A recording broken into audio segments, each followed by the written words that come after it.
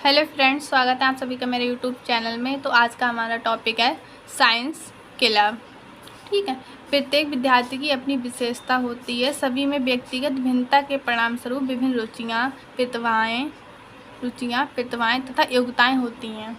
क्या है मतलब व्यक्तिगत भिन्नता या इंडिविजुअल डिफरेंस के कारण प्रत्येक व्यक्ति की क्या होती है, रुचि, प्रतिभा, योग्यता या फिर आवश्यकताएं क्या होती हैं, भिन्न भिन्न होती हैं। अब बात करते हैं जिस प्रकार संपूर्ण शिक्षा प्रणाली में सहगामी क्रियाओं मतलब कोकुलर एक्टिविटी का महत्व होता है, उसी प्रकार विज्ञान में भी सहगामी क्रियाओं या फिर कोकुलर एक्टिविटी या अतिरिक्त क्रियाओं का विशेष महत्व होता है। इन्हीं सहगामी क्रियाओं में विज्ञान क्लब, क्या हमारा पहला विज्ञान क्लब या फिर भ्रमण या फिर विज्ञान मेले आदि सम्मिलित हैं। विज्ञान में सहगामी क्रियाओं द्वारा विद्यार्थियों को आगे बढ़ने का अवसर मिलता है तथा उसमें आत्मविश्वास पैदा होता है।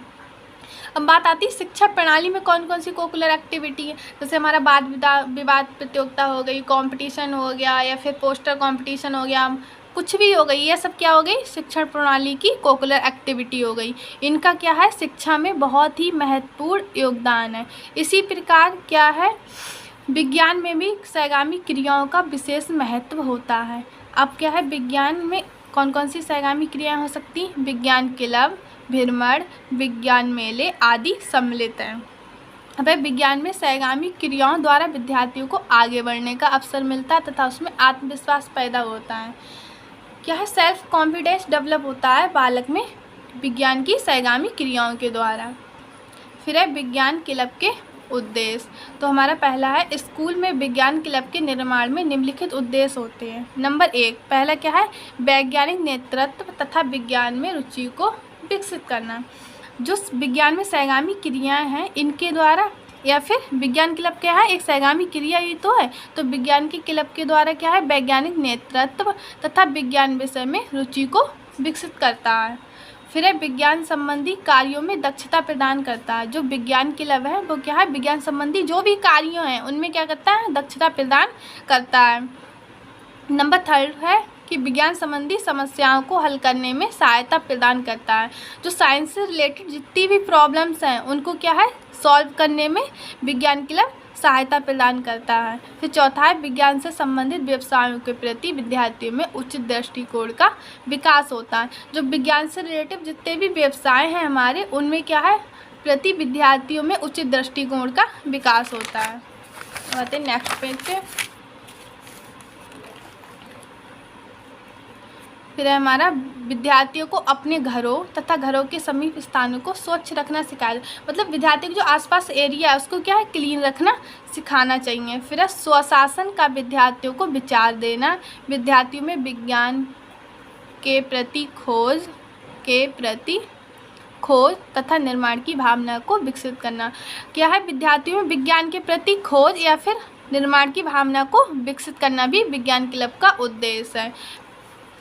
विद्यार्थियों में विज्ञान संबंधी मेले, प्रदर्शनियाँ, यात्राएं, फिल्में आदि का संगठन एवं प्रबंधन करना सिखाया जाता है।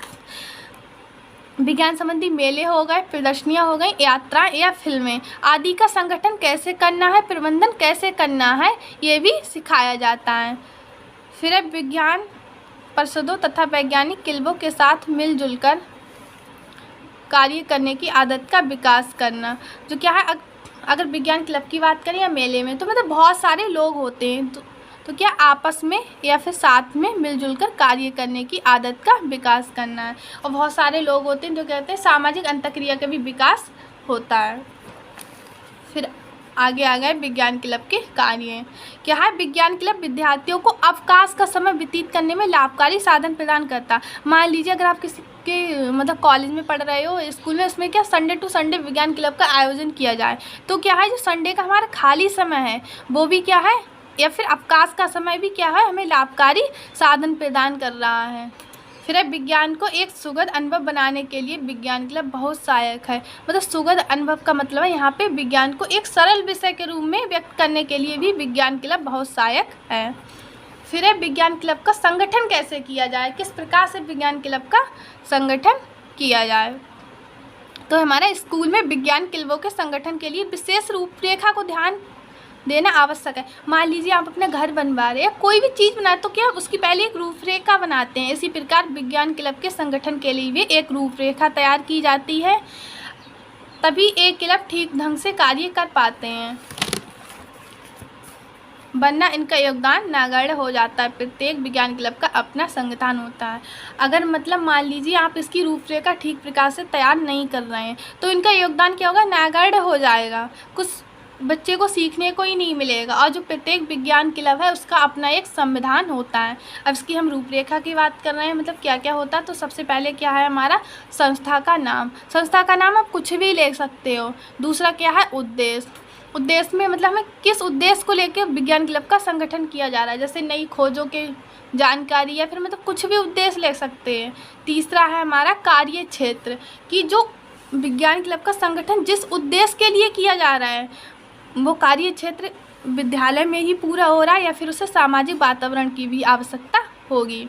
फिर चौथा है हमारा सदस्यता। सदस्यता में हम कहते हैं 4 प्रकार की हो सकती है, सक्रिय भी हो सकती, सामान्य भी हो सकती, जीवन भी हो सकती, आदरणीय भी हो सकती। मैं आपको बस एक फॉर्मेट बता रही हूँ।